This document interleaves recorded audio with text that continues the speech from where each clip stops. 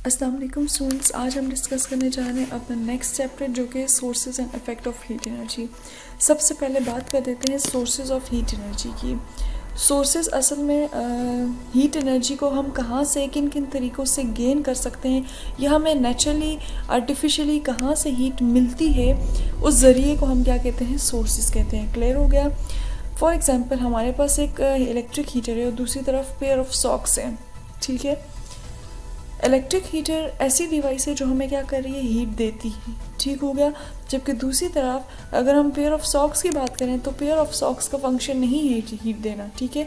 तो अगर हम इन दोनों में डिफ्रेंशिएट करें तो हमें कौन सी स्पीशी या कौन से ऑब्जेक्ट से हीट मिल रही है, तो वो है इलेक्ट्रिक हीटर, ठीक है, जो कि हमें हीट प्रोवाइड कर रहा है। तो इसको हम क्या कहेंगे, सोर्स कहेंगे हीट एनर्जी का। जबकि दूसरी तरफ सॉक्स हमें कोई किसी किस्म की भी हीट प्रोवाइड नहीं करी, लेकिन हाँ इनका फंक्शन ये है कि हमारे फीट को वार्म करने में हेल्पफुल होते हैं, ठीक हो गया। यानी कि ये हीट को हमारी बॉडी से रिलीज़ नहीं होने देते, एज ए इंसुलेटर काम करते हैं। क्लियर हो गया। तो इस चीज़ का आपको फ़र्क पता होना चाहिए कि सोर्सेज ऑफ हीट क्या है, ये इंसुलेटर क्या है। आपको इन दोनों टर्म्स में डिफरेंस आना चाहिए। क्लियर हो गया।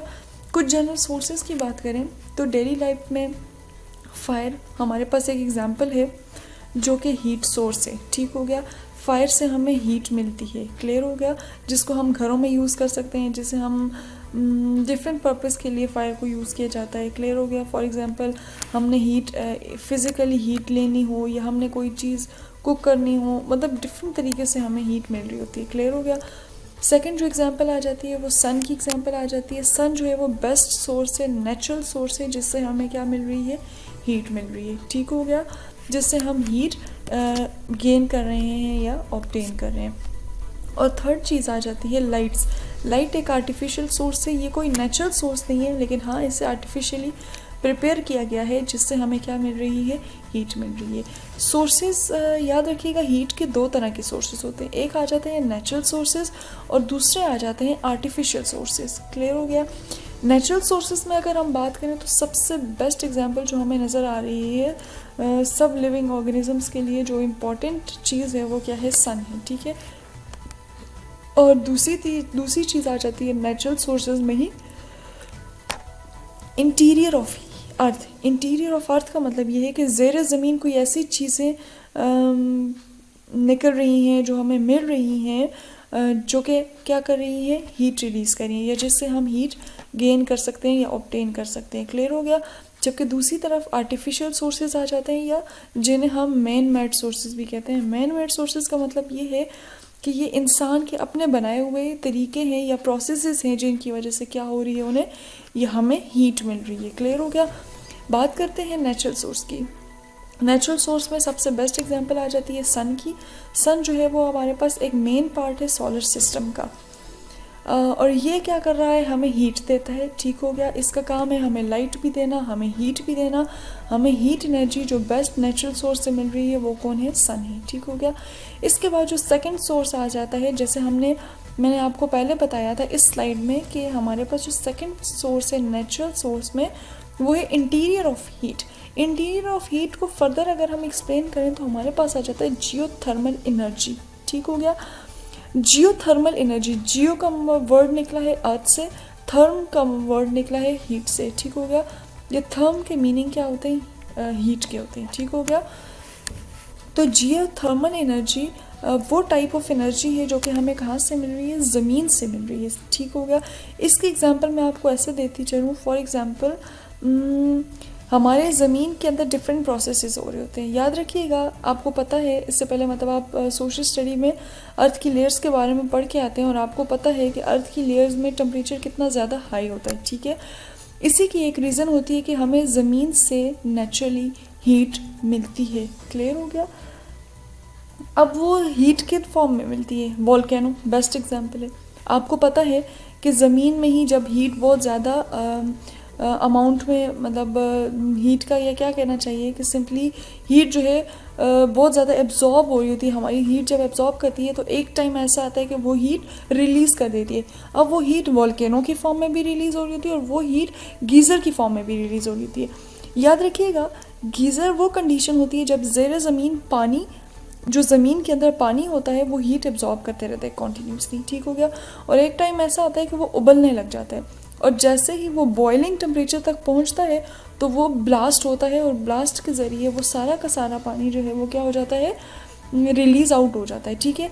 और इसको हम क्या कहते हैं, कंडीशन को गीज़र कहते हैं। और ये वाटर याद रखिएगा डिफरेंट पर्पसेस के लिए या हीट गेन करने के लिए यूज़ किया जाता है। जबकि वॉल्केनो की अगर हम बात करें तो वॉल्केनो में भी यही होता है कि ज़मीन जो है वो कॉन्टीन्यूसली हीट एब्जॉर्ब कर रही होती है, और एक टाइम ऐसा आता है कि उसका इंटरनल टेम्परेचर इतना हाई हो जाता है कि वो सारी रिलीज़ फिर हीट जो है वो फिर ब्लास्ट करके रिलीज़ कर देते हैं। क्लियर हो गया। इसके बाद अगर नेचुरल सोर्सेज की तरफ आ जाएं, इससे ये तो हमने जो पढ़े थे वो जियोथर्मल सोर्सेज थे। जियोथर्मल सोर्सेज के बाद ही अगर हम बात करें फ्यूल्स की, for example petroleum, natural gas, fuels, would वगैरह, ये सारी चीज़ें आपको कहाँ से मिल रही हैं, नेचुरली मिल रही हैं, ठीक हो गया। ज़मीन के अंदर से भी मिल रही हैं, कुछ सॉइल में से मिल रही हैं, कुछ वाटर में से मिल रही हैं। तो ये भी किस लिए यूज़ हो सकती हैं, हीट, इससे भी हम ऑब्टेन कर सकते हैं। यानी कि इनका फंक्शन भी यही होता है कि हम इनसे हीट लेते हैं। फॉर एग्जांपल आपके घरों में जो नेचुरल गैस आती है वो कहाँ से आ रही होती है, वो ज़मीन के अंदर से आ रही होती है, ठीक है। और उसको आप घरों में यूज़ करते हैं आग लगाने के लिए, उससे आग लगाते हैं और उससे डिफरेंट पर्पस के लिए यूज़ करते हैं। कोयले की अगर अब मैं बात करूँ, कोल जैसे कहा जाता है, तो कोयले का फंक्शन भी ये होता है कि उससे भी आप हीट गेन कर सकते हैं। तो ये कुछ नेचुरल सोर्सेज हैं जो कि हमें नेचुरली अल्लाह पाक की तरफ से ज़मीन के ऊपर लाए करते हैं या अंडरग्राउंड ज़मीन में पाए जाते हैं, जो हम लेते हैं और अपने डिफरेंट पर्पस के लिए यूज़ करते हैं। क्लियर हो गया। और लास्ट में आ जाते हैं man made sources. Man made sources की अगर मैं बात करूं तो मैन मेड सोर्सेज में आपके पास बेस्ट एग्जांपल जो आपके घरों में यूज़ हो रही होती है इलेक्ट्रिसिटी, ठीक हो गया। इलेक्ट्रिसिटी की मदद से फॉर एग्जांपल इलेक्ट्रिक ओवन हो गया, इलेक्ट्रिक हीटर हो गया, इलेक्ट्रिक आयरन हो गई, इन सब का फंक्शन क्या होता है, यूज़ किसको कर रहे होते हैं, इलेक्ट्रिसिटी को कर रहे होते हैं। और इससे मिल क्या रही होती है, हमें हीट मिल रही होती है, हीट एनर्जी मिल रही होती है। तो ये वो सोर्सेज होते हैं जो कि इंसान ने खुद बनाए होते हैं, मैन मेड सोर्सेज होते हैं, यानी कि आर्टिफिशियल सोर्सेज होते हैं। ये कोई नेचुरली हमें ज़मीन के ऊपर, ज़मीन के अंदर से नहीं मिलते, ना एयर में से मिलते हैं, बल्कि ये इंसान ने खुद बनाए हैं। तो इनको हम क्या कहते हैं, मैन मेड सोर्सेज कहते हैं। और इनका काम भी क्या होता है, हीट रिलीज़ करना। जबकि जो लास्ट में मेन मेड सोर्सेज आ जाते हैं वो फिशन और fusion reaction, nuclear fission reaction और nuclear fusion reaction. Nuclear fission reaction और फ्यूजन रिएक्शन को मैं सिर्फ आपको यहाँ पे ही एक्सप्लेन करती चलूँ कि फिशन का मतलब FISSION का मतलब होता है ब्रेक डाउन, ठीक होता है। और फ्यूजन का मतलब फ्यूज़ हो जाना, कंबाइन हो जाना, ठीक हो गया। ये वो दो प्रोसेसेस हैं जिसमें याद रखिएगा हीट रिलीज़ होती है, ठीक हो गया। यानी कि ये नेचुरल प्रोसेसेस हैं, ये साइंटिस्ट की तरफ से प्रोसेसेस एक्सप्लेन किए गए हैं। फ्यूजन रिएक्शन में दो स्मॉलर मॉलिक्यूल्स या कंपाउंड्स कंबाइन होते हैं और एक लार्जर कंपोनेंट की फॉर्मेशन कर देते हैं। फ्यूज़ का मतलब कंबाइन हो जाना, दो स्मॉलर कंपोनेंट्स कंबाइन होते हैं और लार्जर की फॉर्मेशन हो जाती है। क्लियर हो गया। जबकि अगर हम फिशन रिएक्शन की बात करें तो फिशन में एक हैवियर एलिमेंट, हैवियर या लार्जर एलिमेंट की ब्रेक डाउन होती है और वो कन्वर्ट हो जाता है स्मॉलर एलिमेंट्स में, बहुत ज़्यादा स्मॉलर एलिमेंट्स में। फिशन का मतलब ब्रेक डाउन। तो ये दो टाइप ऑफ रिएक्शन होते हैं, एक में लाइटर एलिमेंट्स कंबाइन होते हैं, हैवियर एलिमेंट बनाते हैं जिसे हम फ्यूजन कहते हैं, और दूसरे में लार्जर एलिमेंट यानी कि हैवियर एलिमेंट ब्रेक डाउन करते हैं और कन्वर्ट हो जाते हैं किस में, स्मॉलर या लाइटर एलिमेंट्स में, जिसे हम फिशन रिएक्शन कहते हैं। और इन न्यूक्लियर फिशन रिएक्शन की वजह से या फ्यूजन रिएक्शन की वजह से याद रखिएगा मॉलिक्यूल की बम्बार्डमेंट होती है, मॉलिक्यूल आपस में कोलाइड करते हैं। कोलाइड का मतलब टकराना, ठीक है।